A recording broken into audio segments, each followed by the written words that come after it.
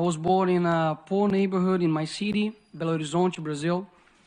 I'm married, I'm Christian, and we are expecting a daughter, Aurora, who will be born in 3 months. I became the most voted federal congressman in Brazil, and I'm here to warn you about what's happening in my country. I apologize if I make any mistakes in my speech. I'm still learning English. The left returned to power in the presidencies of Brazil this year, but it has had the power of universities, media, and culture for decades. America is like a body, and its health is a tripod: patriotism, morality, and spirituality. If someone undermines these 3 areas, America will collapse from within. Stalin said this. They have known the secret for a long time and use all possible means to achieve their goal, the destruction of the family. But you may wonder, wouldn't that be too radical of an idea? Does anyone really want to do this? And after all, how would they do that? First, they destroy the sense of reality. There is no longer right and wrong, good or bad. Everything is relative.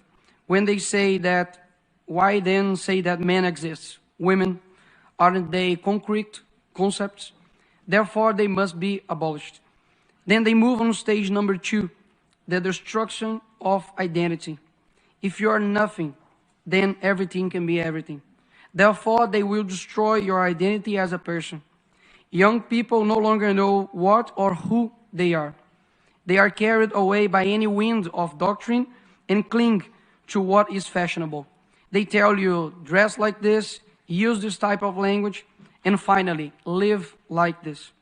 It is the generation most lacking in good references that has ever existed.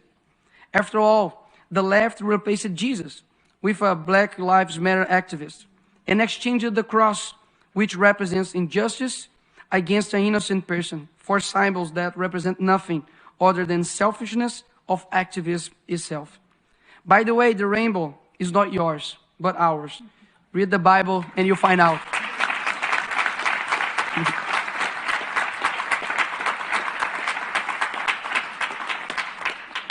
Also, beauty no longer exists. The focus is on shocking, whether in fashion, music, films, and TV series.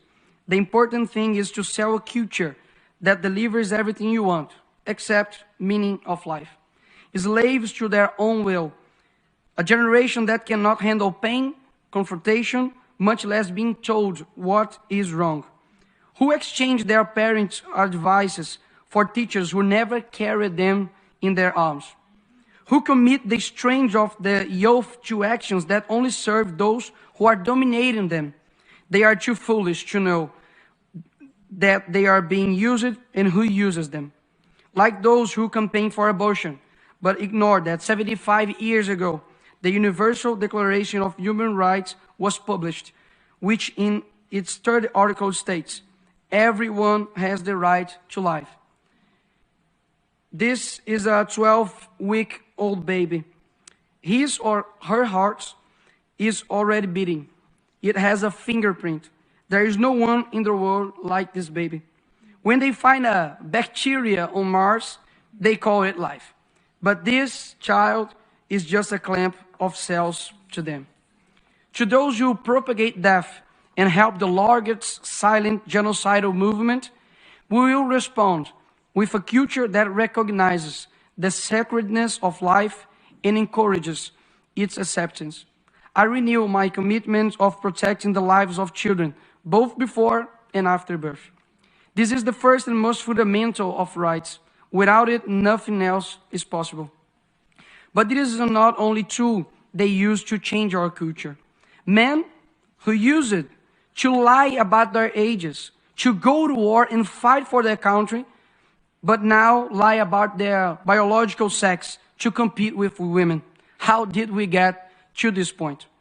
Who is responsible for creating this generation? Where are the men and women with the courage to say they will not bow to tyranny?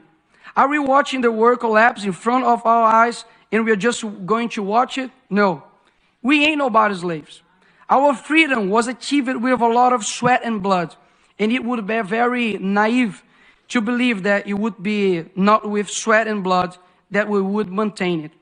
I come here to give a message to all who those still have hope in changing the world.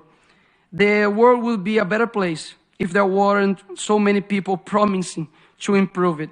It's a quote from philosopher Olavo de Carvalho, and that fits perfectly with Greta and Leonardo DiCaprio, for example, that supported our socialist president called Lula, a thief that should be in jail, and now we have Amazonia with the worst fire in 15 years, and they are just in silence and disappeared. Let